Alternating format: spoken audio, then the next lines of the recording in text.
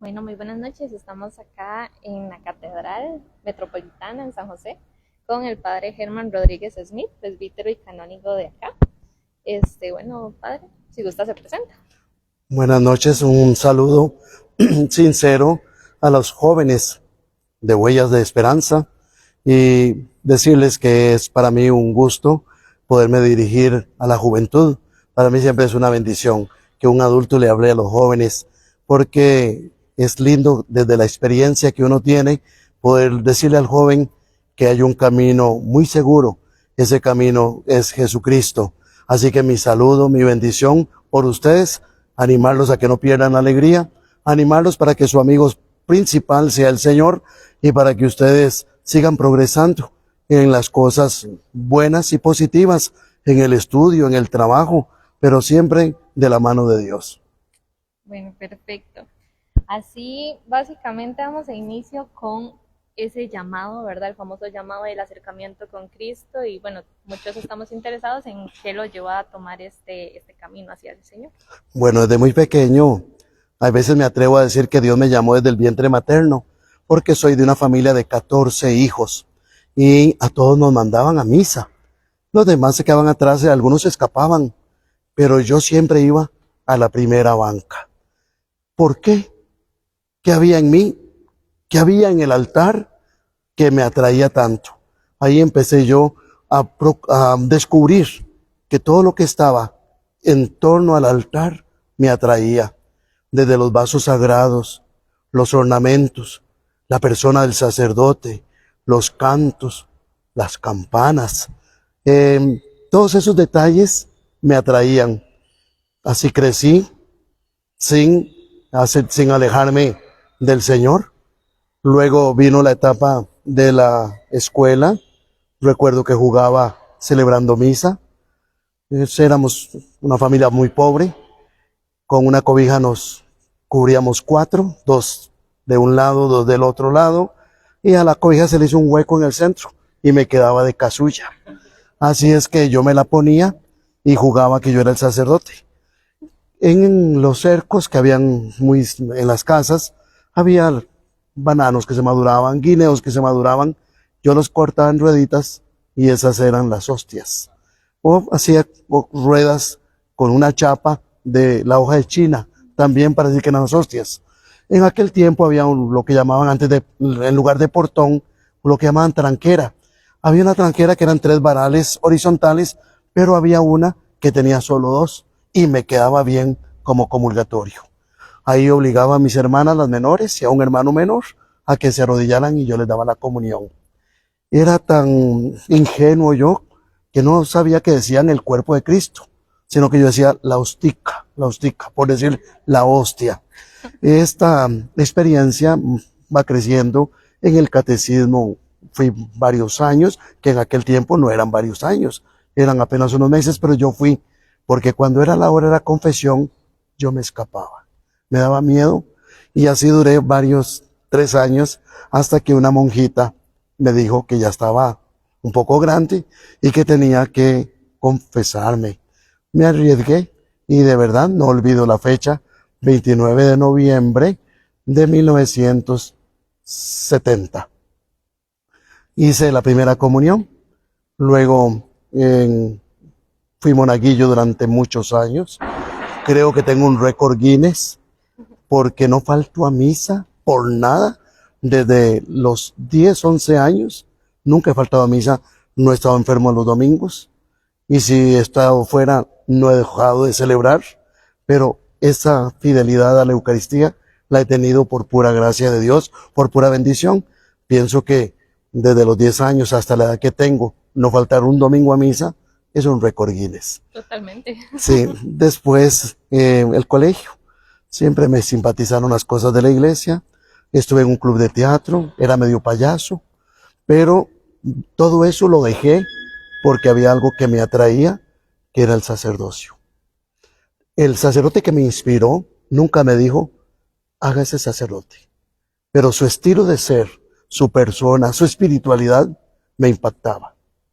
Al final fui empujado por una monja, por eso las quiero mucho, porque esa monjita me dijo, usted tiene que definirse.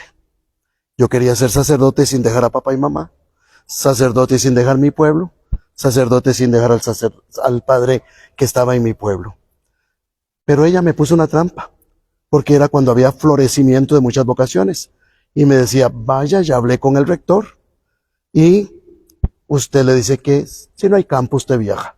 Cuando a mí me dijeron, usted viaja, yo me puse muy contento, porque no me iba a independizar de mi pueblo, que yo creo que en el fondo lo que había era un poco de liderazgo, y no quería perder ese liderazgo. Pero me vine para el seminario, y llego, y me dice, en aquel momento el rector, que era más tarde Monseñor Coto, me dice, no, aquí viajar no. Si quiere, aunque sea incómodo, pero viajar no. Pero ya Dios me había cautivado. Me arriesgué, me fui al seminario, en medio de pobreza, limitaciones, con lo elemental. Soy gordito porque me alimentaron a puro pan. La gente que me veía me daba pan para que yo comiera en el seminario en los momentos de hambre, porque uno no tenía facilidad de manejar dinero. Luego, pasaron los años en el seminario. Nunca perdí de vista que eso era lo que a mí me gustaba. Ya me ordené sacerdote 8 de diciembre de 1983. Estuve 2 años en lo que es la Catedral de Cartago, que era en aquel tiempo la parroquia del Carmen. A los 2 años me nombran cura párroco en Cinco Esquinas de Tibás.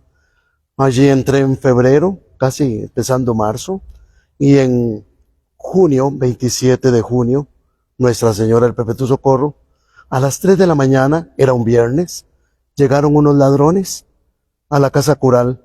Cuando yo los sentí, estaban adentro, en el cuarto. Eran cerca a las 3 de la mañana. Yo pensé que era una broma, que me había dormido, que mis compañeros habían llegado y que mi hermana les había dicho que esa puerta con un palillo de dientes se abría. Pero no, ya me di cuenta que eran unos ladrones. Me empujaban, me decían que me portara bien y yo, un poco sorprendido, hasta que vi que había armas, punzocortantes y revólver. Ya me quedé quedito. Medio me amarraron porque estaban muy drogados, demasiado drogados. Ya al rato me sacan como rehén y me van a bajar, y yo hice fuerza para meterme al cuarto donde estaba mi hermana con otra muchacha. En eso el líder dice, está bien, pero en el suelo y boca abajo. Estaban las 2 camas y yo boca abajo. Mi hermana estaba bien, la otra estaba en shock. Y cuando yo vi que estaban los hombres delante de ellos, sin saber si había pasado algo, si iba a pasar, yo reaccioné diciendo, esto no lo puedo permitir. Claro, había invocado primero a Dios. Y mi hermana, al que estaba de frente, le dio unas patadas y pegó contra un closet. La persona corre, pero el que estaba en la puerta me dispara a la cabeza. Fue un signo de ayuda de Dios, porque parece, medio me acuerdo, venía la bala y yo desvié la mano aquí, tapándome la cara, y la bala entró aquí, salió acá, rompió la frente y no entró. Sin embargo, cuando fui al hospital, que me llevaron cerca a las 5 de la mañana, creían que la bala estaba dentro. Dios me libró, y era un grupito de unos 4 o 5 asaltantes. Hicieron una redada. Yo reconocí a uno de ellos, recuerdo el nombre, Félix Calix Baguardi, alias Tia Harris. Estuvo en la cárcel, molestaba, llamaba para mortificar que no había sido, detalles para angustiarlo a uno. Nunca sentí odio, nunca sentí rencor, no lo conocía, no fue una cosa personal, fue casualidad. Sin embargo, yo recibía las llamadas que él hacía. En una ocasión, cerca del año 2000, pidió que pidiera yo indulto para él. Los años santos, se puede dar indulto a un reo si se ha portado bien. Y yo me informé, y él no se había portado bien, no tenía derecho. Sin embargo, fui a verlo a la cárcel, a la Reforma. Estuve con él. Me contó todo lo que había sucedido. Ellos iban a robar a Lotes Tournon, pero como venía una patrulla y estaban tan drogados, se escondieron en el jardín de la casa cural, y luego pasó lo que pasó. Esa es una de las experiencias en las que uno dice, si Dios no hubiera librado, aquí no estaría. Totalmente. Pero Dios me libró y aquí estoy de 5 esquinas. Su vez, alguien me dijo que pidiera al obispo que me cambiara. No, con mucho gusto quedé en la comunidad a la que quise mucho y quiero y encontré muy lindas amistades. De allí pasé a la abuelita 5 años, de a la abuelita al santuario de Esquipulas, pasé a la basílica otros 5 años y medio, después a Heredia 8 años, a Escazú 8 años, a Loreto 1 año y aquí llevo ya 7. Ok, bueno, largo caminar, ¿verdad? Cuéntame, y dicho sea de paso en ese caminar de inicio de todo este proceso de sacerdocio hasta la actualidad, ¿cómo siente que ha estado la iglesia, al menos acá en Costa Rica? ¿Ha cambiado, no ha cambiado? Las circunstancias han cambiado muchísimo. Hemos vivido una época de mucho cambio, incluso a lo interno de la iglesia. Yo crecí pensando que jamás un laico iba a poder tocar el Santísimo. Y la iglesia se abrió por la necesidad de que el sacerdote no da abasto a atender las necesidades de los fieles. Y hoy tenemos a muchos laicos que tienen el privilegio de llevar en sus manos a Cristo para llevarlo al enfermo, para llevarlo al anciano, para llevarlo a un hospital, a un hogar de ancianos, y también el privilegio de muchas veces de tener a Cristo entre las manos para comulgar personalmente. Luego, sí, hay cosas que han sido lindas, las experiencias de todo lo que la iglesia ha vivido en la persona del Papa San Juan Pablo II, el entusiasmo que tuvo el mundo, el que se derribara el muro de Berlín, y el que se buscara la paz en muchos lugares, y el que el Papa fuera, como lo cantábamos, el mensajero de la esperanza. Y luego vino el Papa Benedicto XVI, que retomó la fe, y ahora el Papa Francisco, que nos ha recordado la caridad. Me llama la atención las palabras del Papa Benedicto, que dijo: en la iglesia no hay ruptura, hay continuidad. Por eso no hacemos bandos a favor de un Papa y en contra del otro. Simplemente vemos que el Papa, como persona, tendrá alguna limitación, pero es un servidor de Dios. Y que de acuerdo al carisma, al don que Dios le ha dado, eso lo proyecta. Y yo creo que el Papa Juan Pablo II, que empezó en una edad muy temprana, 59 años, tuvo ese dinamismo de recorrer casi el mundo entero y sembrar la esperanza. El Papa Benedicto asumió muy tarde, muy mayor, y la lección de humildad es impresionante para mí, porque soltar el cargo que tenía y darle a otro no es fácil. Eso no lo hace cualquiera, sobre todo cuando usted es cabeza de una institución. Y lo hizo con mucha humildad, reconociendo que ya no tenía fuerzas y que si la iglesia quiere andar respondiendo a los retos, necesitaba mayor vitalidad. Y ahora pues el Papa Francisco, que en verdad ha manifestado esa caridad, cercanía con los humildes, con los pobres, y su sonrisa que no se acaba, ¿verdad? Siempre a flor de labios. Es importante. Sí, me parece, y esta es una de las razones que me animo, ya con valentía, cuando uno está mayor, habla un poco, con fuerza, con autoridad, de que los procesos catequéticos no han sido los mejores. Porque se nos ha quedado una niñez y una juventud en el campo de la religión y de la espiritualidad en mucha ignorancia. Porque lo esencial lo dejamos de lado. A nadie les gusta cuando uno dice estas cosas, pero en verdad es cierto, y lo digo a los jóvenes: interésense por la sana doctrina, mandamientos, la palabra de Dios, los evangelios, los sacramentos. Pero vivimos, hay veces, diciendo que somos católicos, que sí, hemos ido a las catequesis, pero no nos impregnaron el amor a Cristo desde lo profundo. Creo que esa es una falla que hay que remediar en algún momento, porque yo veo a cualquier grupo adoctrinado en las verdades principales y nosotros hemos dejado de lado el adoctrinamiento en las verdades fundamentales. A veces aparecen por ahí, pero diluidas, y creo que tienen que estar bien ordenadas. Creo que he vivido un sacerdocio bastante feliz y no me he frustrado. Lo he vivido con valentía, creo que lo he vivido con generosidad, con imperfecciones, porque también soy un pecador. Bueno, ahorita adentrándonos un poquito en la época o en el tiempo, ¿verdad? De la Semana Santa, que ya está próxima, bueno, nos gustaría saber cuál es su actividad, por así decirlo, preferida, que le gusta más, por qué le gusta y más que todo una invitación a esta Semana Santa que la vivamos de verdad con fe. Pues en este campo soy muy egoísta, me gusta todo.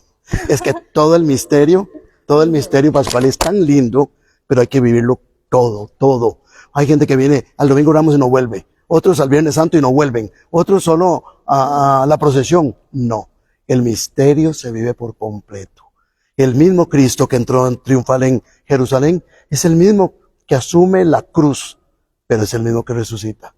Por eso mi invitación es que vengan a todo. Esa es mi invitación. Que no falten, que no pierdan la oportunidad de ser evangelizados desde la liturgia y también desde las manifestaciones de piedad popular.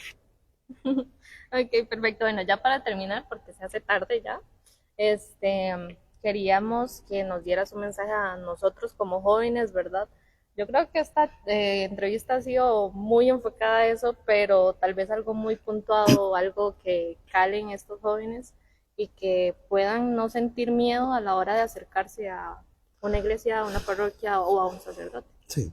Para mí la juventud es signo de esperanza y que me alegra, es un privilegio poder hablarle a los jóvenes y las asambleas se ven llenas de vitalidad cuando uno ve entre el público la presencia de los jóvenes, porque son necesarios para la vida de la iglesia, para la vida de la sociedad. Y por eso es lindo que el joven sienta que Dios no ha pasado de moda, que Dios sigue siendo lo fundamental en la vida, que es mejor con Dios que sin Dios, que si yo cuento con Dios no me va a ir mal. Y hay expresiones muy lindas. Acérquense a Dios y Dios se acercará a ustedes. Porque qué triste un reclamo que hace la Escritura. Dice, les doy la cara y me dan la espalda. Yo creo que los jóvenes son bien intencionados. A veces falta la experiencia que nos van dando los años. Pero el joven, si uno lo pule, es piedra preciosa, envuelta en algunos detallitos, pero que hay que ir limando para que el joven siempre brille con esplendor, por la alegría, por el compromiso, por el dinamismo, que no solo lo ponga al servicio del mundo, que lo ponga al servicio de Dios, de la iglesia. Que los jóvenes tengan la certeza que nosotros los amamos como los ama Cristo. Y que tengan la certeza de que si se acercan al Señor no van a quedar defraudados. Si se acercan al Señor, Él los va a bendecir. Y que qué dicha que ustedes están en un grupo, que sigan perseverando y que sigan contagiando a otros de que han encontrado lo que mucha gente no ha encontrado, el tesoro grande que es Dios. Muchísimas gracias, Padre, de verdad, por Con sacar el gusto. tiempo, por estas palabras maravillosas. Y bueno, nos despedimos de todos ustedes. Gracias por vernos en una entrevista más y esperemos que nos puedan seguir acompañando en los próximos. Bueno.